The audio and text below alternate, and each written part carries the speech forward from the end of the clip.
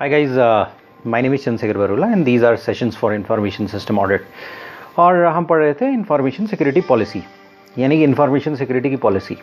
तो हमने पढ़ा था programme policy, issue specific policy और सिस्टम स्पेसिफिक पॉलिसी। क्यों ये पॉलिसीज़ क्यों बनी? हायर मैनेजमेंट पॉलिसी बनाएगा, लोअर मैनेजमेंट जो है स्टैंडर्ड गाइडलाइंस एंड प्रोसीजर्स बनाएगा, और पॉलिसीज़ में भी कोई चीज़ सिस्टम स्पेसिफिक पॉलिसी की होती है। इसके बारे में हमने इलॉबरेटली प्रैक्टिकल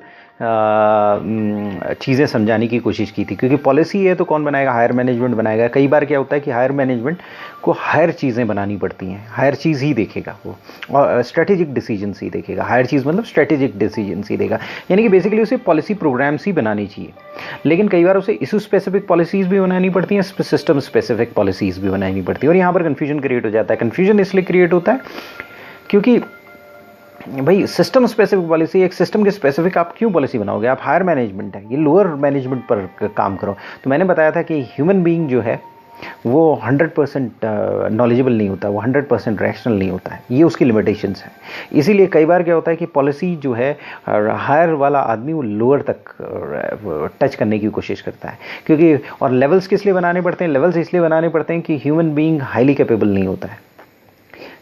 इसीलिए एक डेमोक्रेसी में आपने देखा होगा चेक्स एंड बैलेंसेस बनाने पड़ते हैं। उसी तरीके से एक ऑर्गेनाइजेशन में एक चेक्स एंड बैलेंसेस बनाने पड़ते हैं। ऑर्गेनाइजेशन में एक हायर मैनेजमेंट बनाना पड़ता है, उसमें 5-7 हायर लोग बैठते हैं। जब वो बैठते हैं तो ऐसा लगता है कि they know each and everything, but fact is they don't know each and everything. They are not omnipotent, they are not 100% knowledgeable. और फास्ट चेंजिंग सिचुएशन में जहाँ पर लर्निंग और अनलर्निंग का कॉन्सेप्ट है, वहाँ पर वो सारी चीज़ें जानते नहीं हैं। तो वहाँ पर मैनेजमेंट कॉन्सेप्ट्स भी उन्हीं के अनुसार ढाले जाते हैं, ह्यूमन बीइंग के अनुसार। अगर आप ये बोलेंगे उनके अनुसार मैनेजमेंट कॉन्सेप्ट्स नहीं डालेंगे तो वो प्रैक्टिकल नहीं हो पाएंगे और फिर उसके बाद चल नहीं पाएंगे। तो कई बार समझने में प्रॉब्लम आता है। Programme policy, issue specific policy और system specific policy. System specific policy क्यों बनाई गई? तो सिस्टम स्पेसिफिक पॉलिसी इसलिए बनाई जाती है क्योंकि कई बार बहुत सारे इश्यूज़ उठते हैं और मैनेजमेंट को उसे देखना पड़ता है, और कई बार वो उन एरियाज़ में नॉलेजेबल होता है, तो वो सिस्टम स्पेसिफिक पॉलिसीज़ भी बना देता है। पर रूल ऑफ डेलीगेशन ये कहता है जो आपका काम है, आप ब्रॉडर पॉलिसी बनाएं, और आप पॉलिसी गाइडलाइंस बनाएं और पॉलिसी हायर मैनेजमेंट बनाएं, और वो स्ट्रेटेजिक डिसीजन और ऑपरेशनल डिसीजंस के लिए स्टैंडर्ड गाइडलाइंस एंड प्रोसीजर्स होंगी, और जो कि लोअर मैनेजमेंट के पास होंगी, और लोअर मैनेजमेंट उसको बनाएगा और उसके आगे बढ़ेगा। तो हम पढ़ रहे थे प्रोग्राम पॉलिसी। प्रोग्राम पॉलिसी हमने पढ़ लिया था और उसमें पर्पज़ और स्कोप हमने कंप्लीट कर लिया था। अब हम रिस्पॉन्सिबिलिटीज़ में थे। हम पर्पज़ और स्कोप में हमने ये कंप्लीट किया। सबसे पहले पर्पज़ होता है। पर्पज़ हमेशा की तरह ब्रॉड होता है, और पर्पज़ जो किसी भी ऑर्गेनाइजेशन में प्राइमरी पर्पज़, अगर इंफॉर्मेशन सिक्योरिटी पॉलिसी है उसका प्राइमरी पर्पज़ क्या होगा? आईटी सिक्योरिटी प्रोग्राम बनाना, यानी कि सिक्योरिटी प्रोग्राम बन गया, प्राइमरी पर्पज़ हो गया। एंसिलरी पर्पज़ और भी हो सकते हैं। एंसिलरी पर्पज़ ये भी हो सकता है कि बिजनेस को सिनर्जी क्रिएट किया जाए और एक्सटेंड कर सकते हैं आप, उससे एफिशिएंसी आए, ऑप्टिमम सिक्योरिटी होगी तो एफिशिएंसी आएगी, और बहुत सारी कर सकते हैं। लेकिन प्राइमरी जो पर्पज़ होगा इंफॉर्मेशन सिक्योरिटी पॉलिसी का, वो आईटी सिक्योरिटी प्रोग्राम करना, यानी एक ही वर्ड, एक सिंगल चीज़, और वो सिंगल चीज़ है कि आईटी सिक्योरिटी प्रोग्राम बनाना। एक बार आपने आईटी सिक्योरिटी प्रोग्राम बना लिया तो पर्पस बन गया। पर्पस ब्रॉडर होगा, स्कोप छोटा होगा। स्कोप पर्पस जो है वो ब्रॉडर इसलिए होगा क्योंकि पर्पस ब्रॉडर हो सकता है और उसको हम लिमिट नहीं कर सकते, उसको कम लिमिटेशन करेंगे, क्योंकि पर्पस अगर लिमिटिंग हो जाएगा तो बाकी चीज़ें और लिमिटिंग होती चली जाएंगी। तो स्कोप और लिमिटेड होगा। और स्कोप क्या होगा कि जो आपके आईटी सिक्योरिटी प्रोग्राम है तो आपके आईटी रिसोर्सेज पर ही वो लगेगा। तो आईटी रिसोर्सेज को सिक्योर करना, और हम आईटी रिसोर्सेज को कैसे सिक्योर करेंगे? और वो प्रोग्राम पॉलिसी के थ्रू करेंगे। तो यानी कि हमारा टारगेट पॉइंट जो होगा वो आईटी रिसोर्सेज होंगे। आईटी रिसोर्सेज कुछ भी हो सकते हैं, हार्डवेयर, सॉफ्टवेयर, पर्सनल, सब कुछ हो सकता है। यानी आईटी का बंदा आईटी रिसोर्सेज होगा। आईटी का के वहाँ पर एक एक्सेस कार्ड लगा है सर्वर रूम के बाहर, वो भी आईटी सिक्योरिटी पॉलिसी का पार्ट होगा। अगर मान लिया बहुत बड़ा आईटी का आपका डेटा सेंटर है और वहाँ पर गार्ड बैठा हुआ है, वो भी आईटी पर्सनल हो जाएगा। अगर उसको मैनेज करने वाला आईटी चीफ है, वो भी हो जाएगा। तो डिपेंड करता है सिचुएशन टू सिचुएशन। तो हार्डवेयर, सॉफ्टवेयर, उसमें पड़ा डेटा और पर्सनल जो उसे वो हैं, वो सारे स्कोप में आ जाएंगे। उसके बाद हम रिस्पॉन्सिबिलिटीज़ में आते हैं। तो रिस्पॉन्सिबिलिटी किसकी होगी? आईटी सिक्योरिटी प्रोग्राम की रिस्पॉन्सिबिलिटी जनरली उनसे जुड़े हुए लोगों की होगी। तो एक बार आईटी सिक्योरिटी प्रोग्राम आपने एस्टेब्लिश कर दिया, मैनेजमेंट में एस्टेब्लिश कर लिया, क्योंकि ये पॉलिसी है तो मैनेजमेंट ही एस्टेब्लिश करेगा और बल्कि हायर मैनेजमेंट करेगा। तो फिर उसके बाद आप उस आईटी सिक्योरिटी को असाइन कर दोगे। या तो अगर मान लिया सपोज पुराना, अगर आपका नया ऑफिस खुला हुआ है तो उसको असाइन कर दोगे, उसमें असाइन कर दोगे आप कि भाई ये न्यूली क्रिएटेड ऑफिस है। अगर आप एक ब्रांच खोल रहे हो या एक नई कंपनी खोल रहे हो तो उसके लिए आप आईटी सिक्योरिटी पॉलिसी बना रहे हो, इंफॉर्मेशन सिक्योरिटी पॉलिसी बना रहे हो। जनरली क्या होगा कि इंफॉर्मेशन सिक्योरिटी पॉलिसी अगर एग्जिस्टिंग के लिए बन रही है तो इसका मतलब लैक करेगा, कुछ लैक हो रहा है, यानी कुछ समय के लिए इंफॉर्मेशन सिक्योरिटी पॉलिसी नहीं रही, ये चीज़ नेगेटिव है। तो जनरली आइडियली क्या होनी चाहिए, एग्जिस्टिंग ऑफिस के लिए आईटी सिक्योरिटी पॉलिसी रिवाइज होनी चाहिए। और अगर रिवाइज नहीं हो रही है, कांस्टेंट थोड़े बहुत रिविजन्स वगैरह नहीं आ रहे हैं, तो इसका मतलब रिविजन होंगे तो किस लिए होंगे? अगर ड्रास्टिक चेंज आ गया कोई चीज़ में, जैसे क्लाउड आ गया है आजकल, तो ड्रास्टिक चेंज आ गया है डेटा को स्टोर करने में, तो आईटी पॉलिसी वहाँ रिवाइज होगी जहाँ पर कोई या फिर कोई प्रॉब्लम हो गई, डिजास्टर हो गया, कोई प्रॉब्लम हो गई, कोई सिक्योरिटी लैप्स हो गई, तो आईटी सिक्योरिटी पॉलिसी चेंज होती है मैसिव। अदरवाइज थोड़ा सा फाइन ट्यूनिंग और ट्वीकिंग होती है, और एग्जिस्टिंग ऑफिस के लिए पूरी आपकी आईटी सिक्योरिटी पॉलिसी बनेगी। जनरली क्या होता है कि जो पुराना ऑफिस है उसमें भी वही आईटी सिक्योरिटी पॉलिसी लगती है जो पुराने में लगी हुई है, जब तक कि कोई मेजर चेंजेस नहीं आए। तो वहाँ पर एक रिस्पॉन्सिबिलिटी बनाई जाती है। रिस्पॉन्सिबिलिटी हर ऑफिशियल्स की रिस्पॉन्सिबिलिटी क्रिएट की जाती है कि भाई ये ऑफिशियल है। और एक मज़ेदार बात यह है कि थ्रू आउट द ऑर्गेनाइजेशन की जाएगी, क्योंकि throughout the organisation responsibility shifting होगी। मालूम पड़ा आपका बेंगलोर में एक हेड ऑफिस है या बॉम्बे में हेड ऑफिस है, और आपका कंपनी है दिल्ली और बेंगलोर और मद्रास में, और मद्रास में सपोज नई खुली है, सपोज यूनिट मद्रास में नया खुला हुआ है। अब क्या होगा कि मद्रास में तो पूरे नए ऑफिशियल्स आएंगे, उनकी रिस्पॉन्सिबिलिटी पूरी नई बनेगी, लेकिन जो हेड ऑफिस है उसमें लोगों की रिस्पॉन्सिबिलिटी चेंज होगी। कुछ आदमी रिस्पॉन्सिबल हो जाएंगे उस पर्टिकुलर आईटी सेंटर के लिए टॉप मैनेजमेंट पे, तो एक बंदा एक्स्ट्रा आ सकता है, कोई किसी को हम प्रमोट कर सकते हैं ताकि वो नीचे वाले बंदे को सुपरवाइज कर सके। तो रिस्पॉन्सिबिलिटी का स्ट्रक्चर पूरा चेंज होगा। दूसरी बात, कम्युनिकेशन हो सकता है बिटवीन वेरियस सेंटर्स। तो वहाँ पर पूरे ऑफिशियल्स, जितने भी ऑफिशियल्स हैं और ऑफिसेज हैं थ्रू आउट द ऑर्गेनाइजेशन, उनकी रिस्पॉन्सिबिलिटी चेंज होगी। भले ही लाइन मैनेजर हो, एप्लीकेशन ओनर हो, यूज़र हो, डेटा प्रोसेसिंग सेंटर मैनेजर हो, या कंप्यूटर सिस्टम सिक्योरिटी ग्रुप हो। तो मतलब अगर ये स्पेशलाइजेशन तो उस कंपनी में होता है जो स्पेशलाइज्ड आईटी कंपनी होती है, यानी कि स्पेशलाइज्ड आईटी कंपनी हो या बहुत बड़ा डेटा सेंटर हो, तो वहाँ पर लाइन मैनेजर होगा, एप्लीकेशन ओनर्स हो सकते हैं अगर एप्लीकेशन बना रहे हो, यूज़र्स हो सकते हैं, डेटा प्रोसेसिंग सेंटर मैनेजर हो सकते हैं, पर्टिकुलरली डेटा वेयर हाउस हो तो उसमें डेटा प्रोसेसिंग सेंटर मैनेजर एक की पोजीशन होगी। उसके बाद कंप्यूटर सिस्टम सिक्योरिटी ग्रुप्स हो सकते हैं। तो इनमें रीअलाइनमेंट ऑफ रिस्पॉन्सिबिलिटीज़ होगा। तो मतलब एप्लीकेशन का रिस्पॉन्सिबिलिटी का सेग्रीगेशन क्या हो सकता है। एक छोटा सा एग्जांपल जो हमारी स्टडी में दिया हुआ है वो ये हुआ है कि अगर कोई कंप्यूटर सर्विस प्रोवाइडर है, मतलब कोई भी सर्विस प्रोवाइड कर रही है, सपोज आपके इंटरनेट में आपके कंपनी है, कंपनी बहुत छोटी, कई जगह उसकी यूनिट्स हैं, माइक्रोसॉफ्ट जैसी कंपनी है या IBM जैसी कंपनी है या कोई एयरटेल है सपोज, तो इनमें आईटी सिक्योरिटी पॉलिसी क्या होगा कि अगर मान लिया सपोज हो सकता है कि एक पर्टिकुलर सेंटर कोई कंप्यूटर सर्विस प्रोवाइड कर रहा हो, जैसे डेटा सेंटर हो, वहाँ पर सारा डेटा रखा हुआ है, या ICICI बैंक है एक डेटा सेंटर है, वहाँ पर सारा डेटा वो डेटा सेंटर का सारा डेटा रखा हुआ है। अब डेटा सेंटर जो है, आपका जो भी डेटा सेंटर है वहाँ पर डेटा रखा हुआ है, सारे ICICI बैंक का डेटा वहाँ पर रखा हुआ है, वो डेटा कॉमन डेटाबेस है, ह्यूज DBMS के सॉफ्टवेयर्स वगैरह लगे हुए हैं, ये एप्लीकेशन सर्वर को प्रोवाइड कर रहे हैं और एप्लीकेशन सर्वर कहीं और पर रखे हुए हैं।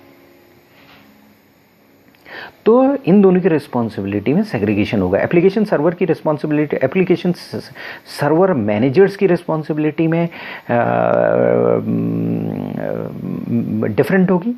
डेटा प्रोसेसिंग की रिस्पॉन्सिबिलिटीज़ मैनेजर्स की, मैनेजर सिस्टम्स, प्रोसेसेस, इक्विपमेंट्स, सब चीज़ डिफरेंट होने की वजह से रिस्पॉन्सिबिलिटी डिफरेंट होगी। जैसे कि हमने पहले पढ़ा, हमने पहले क्लियर कर दिया है, अगर कहीं पर किसी को कन्फ्यूजन हो कि किस तरीके से, जैसे फॉर एग्जांपल एक कंपनी है ICICI बैंक की तरह, वो हो सकता है डेटा सर्वर एक जगह पर रखे, एप्लीकेशन सर्वर कहीं और पर रखे। दोनों डिफरेंट हो सकते हैं, दोनों एक होना जरूरी नहीं है, और अलग अलग जगह रखना सिक्योरिटी पर्पस के लिए अच्छा भी है। कई बार क्या होता है, पास में रखे होते हैं और उसका रीज़न ये होता है कि भाई ईजी कम्युनिकेशन होगा, जल्दी कम्युनिकेशन होगा, क्योंकि डिस्टेंस होगा तो उसमें कई तरह की प्रॉब्लम्स आ सकती हैं।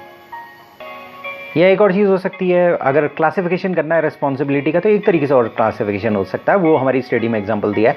जैसे फॉर एग्जांपल कोई मेजर डेटा सेंटर है जहाँ पर हाई रिस्क या डेटा, क्रिटिकल डेटा रखा हुआ है, या हम उसको टर्म कर सकते हैं, अगर कोई ऐसा ऑपरेशनल सिक्योरिटी ऑफिस है, और ये ऑपरेशनल सिक्योरिटी ऑफिस किसी मेजर सिस्टम का ऑपरेशनल सिक्योरिटी ऑफिस है, यानी कि मालूम पड़ा ICICI बैंक का एक पर्टिकुलर डेटाबेस सर्वर है, वो एक पर्टिकुलर जगह रखता है, तो वो ऑपरेशनल सिक्योरिटी ऑफिस हो जाएगा, और वो हाई रिस्क होगा और मोस्ट क्रिटिकल होगा। अगर मान लिया वो डेटा में से अगर मैं किसी तरीके से डेटा चोरी कर लूँ, या उसके अंदर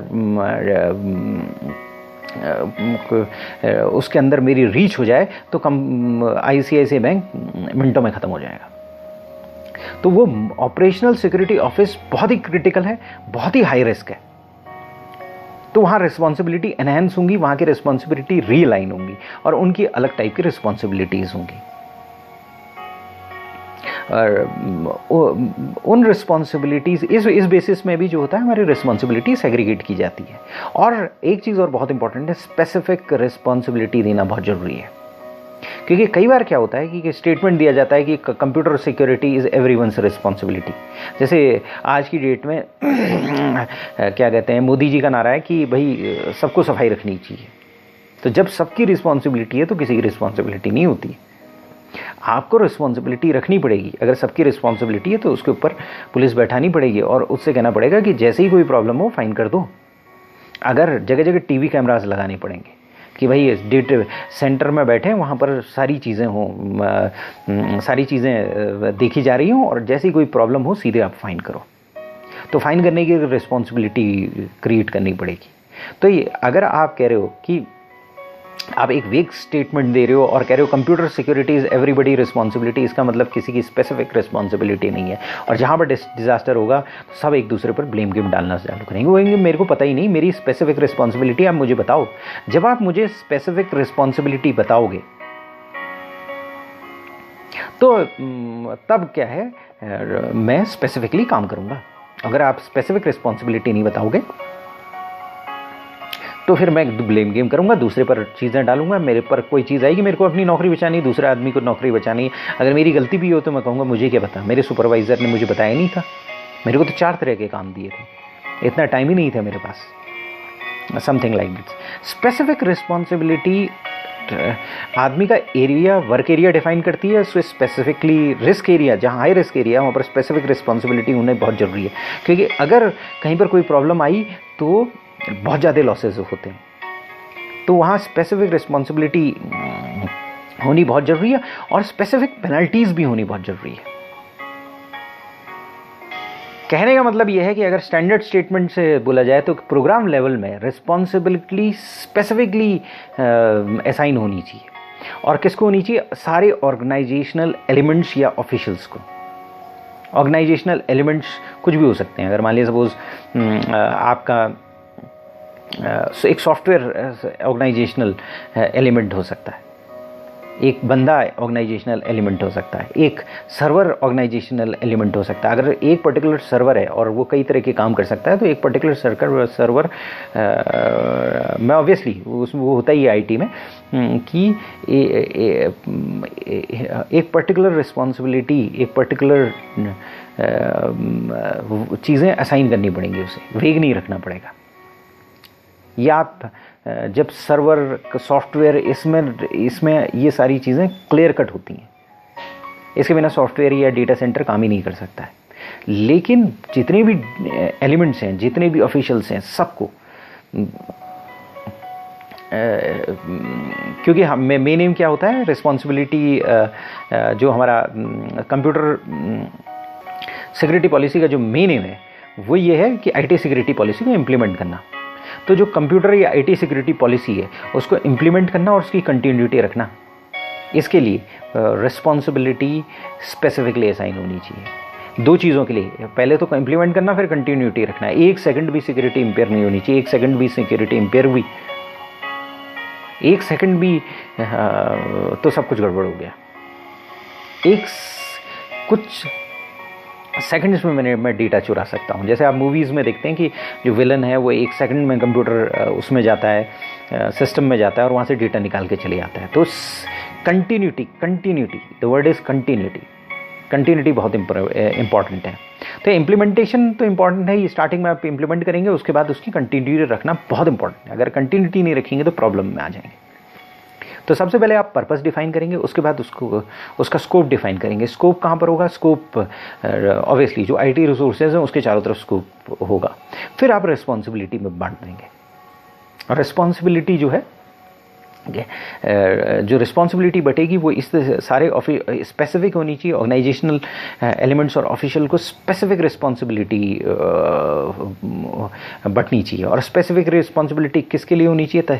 ताकि उसको उस इंफॉर्मेशन सिक्योरिटी पॉलिसी को इम्प्लीमेंट करे और उसका कंटिन्यूटी रहे, उस इंफॉर्मेशन सिक्योरिटी पॉलिसी की कंटिन्यूटी रहे, यानी तेजी से वो बीच में इम्पेयर ना हो, बीच में टूटे नहीं। क्योंकि अगर बीच में टूटी, एक सेकंड भी सिक्योरिटी खत्म हुई तो प्रॉब्लम क्रिएट हो जाएगी। पहले इनिशियल इम्प्लीमेंटेशन होता है, फिर बाद में कंटिन्यूटी होती है। तो हमने कुछ पर्सनल्स की बात की है, जो रिस्पॉन्सिबिलिटी होनी चाहिए, रिस्पॉन्सिबिलिटी सेग्रीगेटेड होनी चाहिए। और रिस्पॉन्सिबिलिटी किसकी होनी चाहिए, किस पर सेग्रीगेटेड होनी चाहिए? कुछ पर्सनल्स पर होनी चाहिए, कुछ ऑफिशियल्स पर होनी चाहिए। तो बेसिकली कौन से पर्सनल्स इन्वॉल्व होते हैं? तो इसमें बेसिकली 4 पर्सनल्स इन्वॉल्व होते हैं। IT security programme manager, chief information officer, IT investment board और आईटी सिस्टम सिक्योरिटी ऑफिसर। किसी स्टैंडर्ड ऑर्गेनाइजेशन में 4 होंगे सेग्रीगेटेड। लेकिन अगर ऑर्गेनाइजेशन छोटा है तो chief information officer IT investment board का खुद ही काम करेगा, या 2 आदमी, उसके डिपार्टमेंट के 2 आदमी मिलकर बात कर लेंगे। लेकिन मेनली चीफ इंफॉर्मेशन ऑफिसर जो है वो ही आईटी इन्वेस्टमेंट बोर्ड की बात करेगा। तो IT system security officer security के लिए रिस्पॉन्सिबल होगा, यानी कि जो पॉलिसी बन गई है उसको सिक्योरिटी के लिए रिस्पॉन्सिबल होगा। आईटी इन्वेस्टमेंट बोर्ड इन्वेस्टमेंट के लिए रिस्पॉन्सिबल होगा, यानी कि एक बार फाइनेंस ने या एक बार बजट बन गया तो वो फाइनेंस के साथ कोऑर्डिनेट करेगा कैपिटल प्लानिंग और इन्वेस्टमेंट कंट्रोल प्रोसेसेस के लिए। और जो चीफ इंफॉर्मेशन ऑफिसर होगा, IT planning, budgeting, investment, performance, acquisition, ये सारा उसका काम होगा, सीआईयू का। और एक आदमी होगा, जैसे हम कहते हैं आईटी सिक्योरिटी प्रोग्राम मैनेजर। तो आईटी सिक्योरिटी प्रोग्राम मैनेजर काफ़ी इंपॉर्टेंट होता है, इसलिए इंपॉर्टेंट होता है क्योंकि ये आईटी स्टैंडर्ड्स डेवलप करता है। तो एंटरप्राइज के जो सिक्योरिटी स्टैंडर्ड्स डेवलप करने का काम आईटी सिक्योरिटी प्रोग्राम मैनेजर को होता है। अब ये स्टैंडर्ड्स क्या होते हैं? आईटी मतलब एंटरप्राइज स्टैंडर्ड्स क्या होते हैं? एंटरप्राइज स्पेसिफिक स्टैंडर्ड्स डेवलप करेगा, यानी उस एंटरप्राइज के स्पेसिफिक स्टैंडर्ड्स डेवलप करेगा। ये हो सकता है सिंगल साइन ऑन हो सकते हैं, रिमोट एक्सेस हो सकता है, यूज़र आईडी क्रिएशन हो सकता है। तो ये बेसिकली कि जैसे for example single sign on है। सिंगल साइन ऑन का मतलब ये है कि आपने कंप्यूटर को मैं साइन इन किया तो एक ही साइन इन से सारी चीज़ें ओपन हो गई। कई बार क्या होगा कि कंपनी होती हैं, उनमें लीगेसी सिस्टम्स होते हैं, 10 तरह के सिस्टम्स होते हैं। तो उस कंपनी में अगर 10 तरह के सिस्टम्स हों, 10 तरह के सिस्टम्स मतलब 10 तरह के सॉफ्टवेयर हो, मालूम पड़ा आप अपनी कंपनी में हो, आपके कंपनी में कई तरह की चीज़ें होती हैं। जैसे फॉर एग्जांपल आप गए और आप सपोज़ एक फाइनेंस डिपार्टमेंट में काम करते हो। फाइनेंस डिपार्टमेंट में काम करते हो तो आपके पास टैली है। आप उसके अलावा कई लीगेसी सिस्टम्स हैं। सपोज़ कंपनी लीगेसी के सिस्टम्स का मतलब ये होता है कि बहुत सारे सिस्टम जो कंपनी यूज़ करती है। एक ERP versus legacy system. ERP integrated होती है, स्टैंडर्डाइज होती है। लीगेसी सिस्टम्स जो होते हैं वो बिखरे हुए सिस्टम्स होते हैं। जैसे फॉर एग्जांपल कि एक कंपनी में पेरोल का सिस्टम है, एक कंपनी में अटेंडेंस का सिस्टम अलग है, वैसे इंटीग्रेटेड होता है जनरली, पेरोल, अटेंडेंस, ये सारी चीज़ें इंटीग्रेटेड होती हैं, तभी एक अच्छा ERP टाइप सिस्टम बनता है। लेकिन कई बार क्या होता है कि पेरोल का सिस्टम अलग है, आपका अटेंडेंस का सिस्टम अलग है। अब आप अटेंडेंस में जा रहे हो तो उसके लिए एक अलग पासवर्ड है, इसमें आप जा रहे हो, आपके पेरोल में जा रहे हो तो अब वो अलग सिस्टम है। अगर आप कंपनी अपनी कोई और चीज़ देखनी है तो उसका सिस्टम अलग है, टैली का सिस्टम अलग है, आपके कंप्यूटर का लॉगिन सिस्टम है। तो सिंगल साइन ऑन क्रिएट करना, कि किस तरह से सिंगल साइन ऑन क्रिएट होना है, यानी कि आप एक बार सिस्टम में जाओ तो सारे सिस्टम का वही पासवर्ड हो। तो इसमें कई प्रॉब्लम भी होती हैं, जैसे टैली का वही पासवर्ड नहीं हो सकता क्योंकि टैली अलग सिस्टम है और जो और दूसरे सिस्टम से वो अलग सिस्टम से। तो कहने का मतलब ये है, जहाँ तक सिंगल साइन ऑन हो उतना बेटर होता है, लेकिन सिंगल साइन ऑन होने से रिस्क बढ़ जाता है।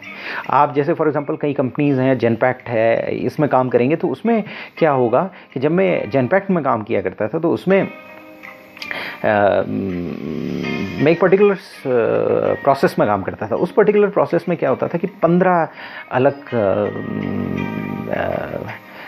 सॉफ्टवेयर्स थे और उन 15 सॉफ्टवेयर्स का 15 अलग पासवर्ड था और वो 15 पासवर्ड हर 15 दिन में या 20 दिन में चेंज हो जाता था। मुझे एग्जैक्टली याद नहीं कितने दिन में चेंज हो जाता था, लेकिन चेंज हो जाता था। अब उनके पासवर्ड्स को मुझे कहीं पर नोट करना पड़ता था, तो वहाँ सिंगल साइन ऑन नहीं हो सकता, वहाँ पर सिक्योरिटी पर्सपेक्टिव है। तो IT सिक्योरिटी प्रोग्राम मैनेजर यही रिस्क डिटरमाइन करेगा, सारी चीज़ें डिटरमाइन करेगा। जहाँ पर उसको सिंगल साइन ऑन देना है वहाँ पर सिंगल साइन ऑन देगा, जहाँ उसे रिमोट एक्सेस देना है वहाँ रिमोट एक्सेस देना है। यानी कि उसने मैं एक सेल्स का बंदा हूँ, मुझे लैपटॉप दे दिया कि तुम जाओ घूमो, लेकिन मैं फाइनेंस का बंदा हूँ तो आजकल उनको भी मिल जाता है, लेकिन कोई पर्टिकुलर टिपिकली और वो हूँ तो मैं रिमोट एक्सेस नहीं दी। यूज़र ID क्रिएशन है, वो किस तरह से होगी कि कब बंदा कंपनी के अंदर आएगा तो किस तरह से यूज़र की कौन सी डेट से यूज़र ID क्रिएशन होगी। तो बेसिकली कहने का मतलब ये है कि जो आपका IT सिक्योरिटी प्रोग्राम मैनेजर होगा वो क्या करेगा, एक स्ट्रक्चर्ड मेथोडोलॉजी बनाएगा, एक SOP बनाएगा,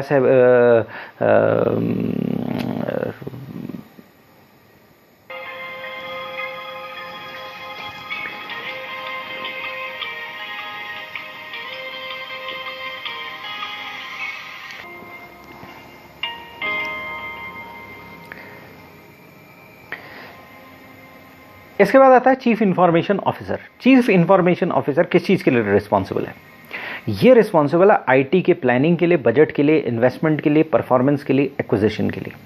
यानी कि जो बजट आएगा IT का बजट को प्लान करेगा कि क्या क्या चीज़ की रिक्वायरमेंट है, प्लानिंग करने के बाद उसकी बजटिंग करेगा, भाई इतना पैसा चाहिए हमें, बजट आगे भेजेगा, उसका अप्रूवल लेगा।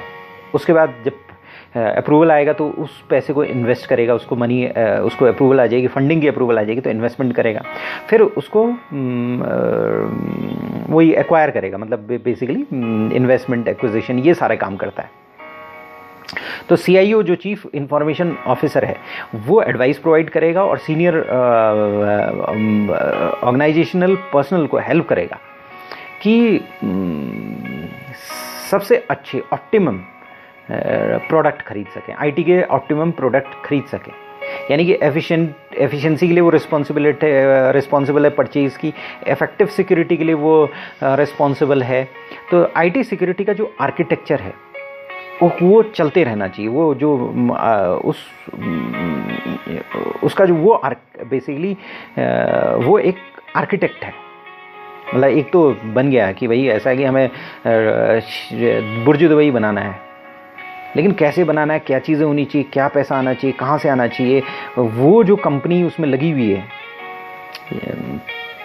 वो पर्टिकुलर काम, कितना इन्वेस्टमेंट होना चाहिए, क्या चीज़ होना चाहिए, कितना एफिशिएंट वे में होना चाहिए, इफेक्टिव वे में होना चाहिए, क्या आर्किटेक्चरल चीज़ें होनी चाहिए, ये सारा काम चीफ इंफॉर्मेशन ऑफिसर का है। बेसिकली वो क्या करता है, IT सिक्योरिटी आर्किटेक्चर को प्लेस करता है ऑर्गेनाइजेशन में। अगर नया आपका यूनिट है तो उसमें तो वो पूरा IT सिक्योरिटी आर्किटेक्चर खड़ा करता है और इफेक्टिव और एफिशिएंट वे में करता है। अब एक और इम्पॉर्टेंट चीज़ है IT investment board. IT investment board क्या करेगा? IT इन्वेस्टमेंट बोर्ड भाई कैपिटल प्लानिंग करेगा और इन्वेस्टमेंट का कंट्रोल करेगा। ये बेसिकली ये क्या होता है कि CIO के ऊपर होगा और ये बेसिकली क्या होगा कि इन्वेस्टमेंट क्राइटेरिया सेट आउट कर देगा कि भाई ये इन्वेस्टमेंट होना चाहिए, ऐसा चीज़ होना चाहिए, ये क्वालिटेटिव चीज़ होनी चाहिए, ये क्वांटिटेटिव पर्सपेक्टिव होना चाहिए। यानी कि अगर मान लिया सपोज आप प्रोडक्ट कर रहे हो तो उसकी प्रोडक्ट की क्या रिलायबिलिटी, क्या मार्किंग, क्या स्टैंडर्ड होनी चाहिए, उस स्टैंडर्ड के प्रोडक्ट आप नहीं खरीदोगे। इस कॉस्ट से ऊपर के प्रोडक्ट खरीदोगे तो उसके लिए आप स्पेसिफिक अप्रूवल लोगे। ये सारी चीज़ें आईटी इन्वेस्टमेंट बोर्ड निर्धारित करेगा और ये बोर्ड बेनिफिट्स और रिस्क परसू देखता रहेगा, मतलब कॉस्ट बेनिफिट एनालिसिस देखता रहेगा। अगर उसको लगेगा कि बजट में नहीं आ रहा है तो वो अल्टरनेटिव अप्रोचेस एग्जामिन करेगा। जैसे फॉर एग्जांपल उसने देखा कि भाई ऐसा है कि कोई चीज़ परचेज़ करनी है और इस पर्टिकुलर परचेजेस में उतनी ज़्यादा कॉस्ट लग रही है, तो ये आईटी इन्वेस्टमेंट बोर्ड देखेगा कि कौन से एरिया हैं जहाँ पर कम रिस्क है, जहाँ पर जीरो रिस्क है, वर्चुअली जीरो रिस्क है और ज़बरदस्ती हम उसको ज़्यादा सिक्योरिटी दे रहे थे, तो वहाँ पर वो सिक्योरिटी प्रून डाउन कर देगा। और फिर उसके बाद कॉस्ट इफेक्टिव बेनिफिट लेते हुए वो प्रोडक्ट के सिलेक्शन क्राइटेरिया बनाएगा और वो क्वालिटेटिव भी हो सकते हैं, क्वांटिटेटिव हो सकते हैं। उसके बाद होता है आईटी सिस्टम सिक्योरिटी ऑफिसर। तो कंटिन्यूटी मेंटेन करने के लिए जो है आईटी सिस्टम सिक्योरिटी ऑफिसर की बहुत ज़रूरत है। तो ये सिक्योरिटी, इंफॉर्मेशन सिस्टम की सिक्योरिटी को उसकी पूरी लाइफ साइकिल में चलाने के लिए जो बंदा रिस्पॉन्सिबल है वो आईटी सिस्टम सिक्योरिटी ऑफिसर है। यानी आईटी सिक्योरिटी प्रोग्राम मैनेजर जो है उसने तो एक स्टैंडर्डाइज्ड प्रोग्राम बना दिया, उसने ये कर दिया कि सिंगल साइन ऑन होना चाहिए, रिमोट एक्सेस होना चाहिए। चीफ इंफॉर्मेशन ऑफिसर है, उसने माल खरीदने की उसकी रिस्पॉन्सिबिलिटी है। IT investment board capital budgeting, capital planning, इन सब चीज़ की रिस्पॉन्सिबिलिटी है। आईटी सिस्टम सिक्योरिटी ऑफिसर उसको इम्प्लीमेंट करेगा और उसको मेंटेन करेगा, उसको इंश्योर करेगा कि सिक्योरिटी चले। वो एक गार्ड की तरह होगा। जो बाकी लोग हैं वो थोड़े से मैनेजर हैं समझ लीजिए, ये गार्ड की तरह होगा। यानी कि ये जो आईटी सिस्टम सिक्योरिटी ऑफिसर जो है, अब क्या होता है कि कई ऑर्गेनाइजेशन में ये सारे एक ही होते हैं, मतलब आईटी सिक्योरिटी प्रोग्राम मैनेजर को छोड़ के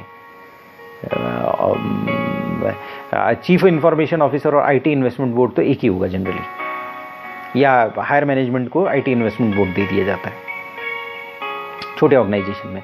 लेकिन अगर बड़ा ऑर्गेनाइजेशन होगा, माइक्रोसॉफ्ट जैसा ऑर्गेनाइजेशन होगा, तो इसमें ये सारे डिफरेंट होंगे। तो आईटी सिस्टम सिक्योरिटी मैनेजर जो है वो स्टैंडर्ड्स डेवलप करता था। तो आईटी सिस्टम सिक्योरिटी ऑफिसर जो है बेसिकली सिक्योरिटी पॉलिसी डेवलप करने में हेल्प करता है और ये देखता है कि ये पॉलिसी अप टू डेट है कि नहीं है। अगर कहीं पर कोई चेंजेस आ रहे हैं, कोई प्रॉब्लम आ रहे हैं तो हाईलाइट करता है। कोई चेंजेस इन रिक्वायरमेंट है, टेक्नोलॉजी है, नई थ्रेट्स आ रहे हैं, इसके बारे में ये हाईलाइट करता रहता है और उसको इम्प्लीमेंट करता रहता है, उसको हेल्प करता है सिस्टम को रिस्क फ्री रहने के लिए। और ये क्या है, क्योंकि लोअर मैनेजमेंट का पार्ट है, गाइडलाइंस और प्रोसीजर्स डेवलप करेगा। मतलब सिक्योरिटी पॉलिसी एक बार डेवलप होगी, उसमें गाइडलाइंस और प्रोसीजर्स डेवलप करने में हेल्प करेगा। उसके बाद ये रिस्क एक्सेप्टेंस प्रोसेस बनाएगा और कोई भी एक्सेप्शंस हैं उसके बारे में हाईलाइट करेगा और फिर एक्सेप्शंस हैं उसके बारे में कॉल लेगा। यानी कि एक्सेप्शंस फॉलो करने, ये सारे एक्सेप्शंस का की नेसेसिटी है, क्यों नेसेसिटी है, इसका डॉक्यूमेंटेशन रखेगा। तो ये जो है करंट या अप टू डेट टेक्नोलॉजी रखना, थ्रेट्स के बारे में रखना, सिक्योरिटी के बारे में रखना, ताकि सिक्योरिटी के जो एवरीडे सिक्योरिटी चैलेंजेस हैं और जो अप टू डेट प्लान है उनको करना इसकी रिस्पॉन्सिबिलिटी है। और इसके लिए इसे क्या करना पड़ेगा कि बिजनेस प्रोसेसेस को भी अंडरस्टैंड करना पड़ेगा, ताकि सिक्योरिटी मैकेनिज्म जो अप्रोप्रिएट सिक्योरिटी मैकेनिज्म है वो अप्लाई किए जा सकें। इसके बाद ये कई लोगों के साथ क्लोजली वर्क करता है, हर आदमी हर एक के साथ क्लोजली वर्क करता है। तो हमारी स्टडी में दिया हुआ है कि ये क्लोजली वर्क करता है सिस्टम एडमिनिस्ट्रेटर के साथ, सिक्योरिटी ऑडिटर्स के साथ, लीगल एक्सपर्ट्स के साथ, इंश्योरेंस एक्सपर्ट के साथ, ताकि सिक्योरिटी प्रोग्राम्स को इफेक्टिवली रखा जा सके। कोऑर्डिनेट करता है, अगर कोई इन्वेस्टिगेशन हो गया, थ्रेट हो गई, सिक्योरिटी थ्रेट हो चुका है, तो उसके इन्वेस्टिगेशन में प्री थ्रेट से पहले भी ये इन्वेस्टिगेशन के लिए हेल्प करेगा, कि मान लिया ऑडिटिंग के लिए हेल्प करेगा। डिजास्टर रिकवरी होगी तो उसके लिए उसमें हेल्प करेगा। की थ्रेट्स जो हैं उनको डिफाइन करेगा कि क्या की थ्रेट्स हैं। और अगर कोई सिक्योरिटी ऑडिट आ रहा है तो उसके लिए किस तरह से सिक्योरिटी ऑडिट का आंसर देना है, रिस्पॉन्सेस क्या बनाने, ये मैनेजमेंट को हेल्प करेगा। ये सारी चीज़ें होती हैं। इसके बाद चलते हैं कंप्लायंस में। कंप्लायंस जो है एक और कंपोनेंट है प्रोग्राम पॉलिसी का। तो अगर देखिए, अगर फॉर्मल डॉक्यूमेंटेशन नहीं है तो आप एक स्टैंडर्डाइज मैकेनिज्म नहीं बना सकते हैं, और अगर वो नहीं बनाएंगे तो आप इन्फोर्समेंट स्टैंडर्ड्स नहीं बना सकते, इन्फोर्समेंट मैकेनिज्म नहीं बना सकते हैं।